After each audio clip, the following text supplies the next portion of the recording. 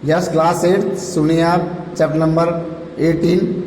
आप इस चैप्टर में नेक्स्ट आगे सुनिए। जो गवैया है उसकी इतनी अच्छी टोपी बनी है, उसने फूंदने लगे हैं, नगीने लगे हैं, सिलाई भी अच्छी है। अब उस टोपी को बताने के लिए उसको जगह मिलती है। राजा आता, मैं राजा के पास जाती हूँ, मालिश करवाते करवाते हुए उनकी नज़र गवैया से टकरा गई। गवैया के सिर पर कौन सी फुनेदार टोपी को देखकर उनकी अक्ल चकरा गई। वह तो लगातार रटे जा रही थी। वह थी, मेरे सिर पर टोपी, राजा के सिर पर टोपी भी नहीं, जबकि टोपी राजा के सिर पर होनी चाहिए। अरे कोई मेरी टोपी लाओ जरा जल्दी। राजा दोनों हाथों से अपना सिर ढकते हुए वो क्या करा, चिल्लाया। टोपी आ गई, राजा ने झट पहन ली। देख रही फदगुद्दी, मेरी टोपी में 5 फूंदने। गवैया ने अब दूसरा राग आलापना शुरू कर दिया और फिर उसने कहा कि मेरे सिर पर टोपी है, राजा के सिर पर टोपी भी नहीं, राजा की टोपी में एक भी नहीं, मेरी टोपी में 5 फूंदने, राजा की टोपी में फूंदने नहीं है। राजा को बेहद ऐठी मालूम हुई इस मुल्क के महाबली राजा के सामने एक चिड़िया की मजाल कि वह बुरी तरह बिगड़ गया। इस फदगुद्दी की गर्दन मसल दो, मतलब इस प्रकार से बोलने वाले की जवान कि क्या कर दो, इसी गर्दन को मसूद होता है, इसे मारो और इसके पंखों को नोच लो। सिपाहियों देर न करो, लो क्षमा करें महाराज। मंत्री ने हाथ जोड़ दिए। मंत्री ने कहा, महाराज आप ये क्या करने जा रहे हो? मच्छर मारकर हाथ की गंदा करना अपने आप चल जाएगी। अरे छोटी सी चिड़िया को मारना क्या राजा को शोभा देता है? अतः आप ऐसा मत करो। एक सिपाही ने गुलेर मारकर और क्या किया, फिर उस गवैया की टोपी को नीचे गिरा दी। तो दूसरे सिपाही ने झट से टोपी लपक ली और राजा के सामने पेश कर दिया। राजा टोपी को पैरों पर मसलने ही जा रहा था कि उसकी खूबसूरती देखकर वो राजा भी क्या रह गया, दंग रह गया। कारीगर ने इस नायाब नमूने को देखकर वह जड़ हो गया। मेरे राज में मेरे सिवाय इस खूबसूरत टोपी दूसरे के पास कैसे पहुंची? सोचते हुए राजा उलट कर उसे देखने लगे। इतना नगीना टोपी इस मुल्क में बनाई किसने? अर्थात मेरे राज में इतनी टोपी किसने बनाई है? राजा के मन में एक ख्याल आया। अब तो उस हुनरमंद कारीगर की खोज होने लगी। राजा चाहे और पता न चले। गिरते पड़ते दर्जे हाजिर हुए। दुहाई अंदाता दुहाई, इतनी बढ़िया टोपी तुमने कभी हमारे लिए क्यों नहीं बनाई? मेघों की गड़ाहट की मानिंद राजा की आवाज़ निकली। दुहाई अंदाता, हमें दुहाई नहीं, वजह बताओ। कपड़ा बहुत उम्दा था सरकार, एकदम गफस और तवीज़। अर्थात उस टोपी के कपड़े की और उस टोपी के बारे में बताइए, कैसा कपड़ा था, कैसा बुनने थे, किस प्रकार था, कारीगरी कैसी थी। ऐसा उम्दा कपड़ा किसने बुना कि बहुत ही अच्छा कपड़ा किसे बुना? नाक की मानिंद राजा भूख मारने लगा।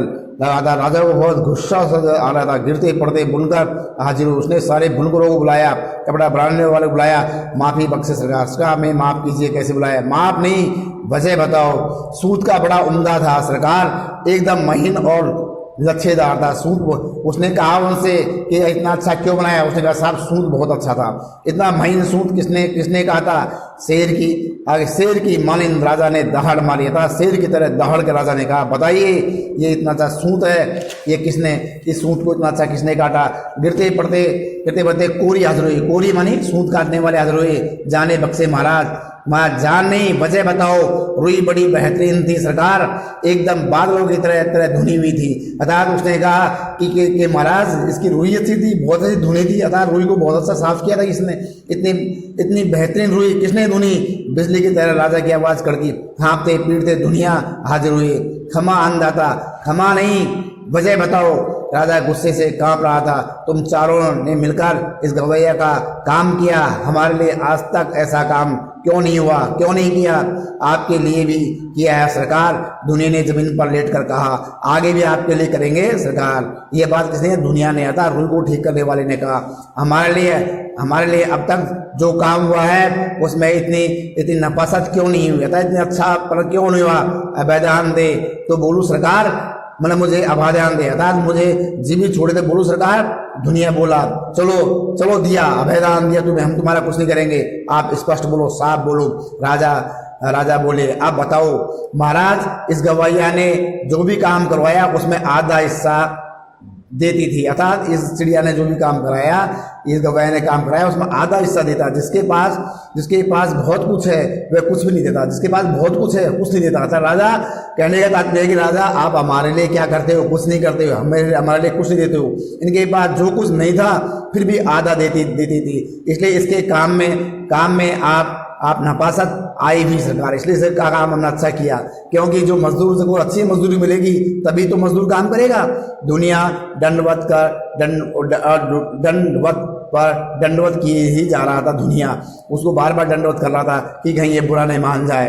देख ले आगे, देख ले राजा आंखों में उंगली डालकर देख ले, इनके लिए पूरे मोल चुकाए हैं, बेकार नहीं की कि हमने इनके लिए मोल चुकाए, बेकार नहीं की। गवैया फिर चलाने लगी यह राजा तो कंगाल है, मेरा कंगाल, इसका धन घट गया, लगता है इसे टोपी तक नहीं जुड़ती, तभी तो इसने मेरी टोपी को छीन ली है। अर्थात कंगाल है राजा तो मेरी टोपी छीन ली। राजा तो वाकई ही अकाबकाब गया।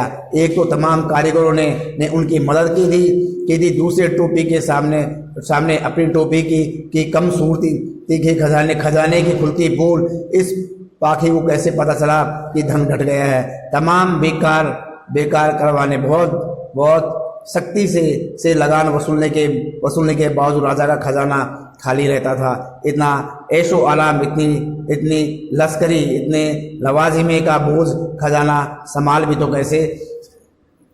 तमाम लोग निकल आए थे।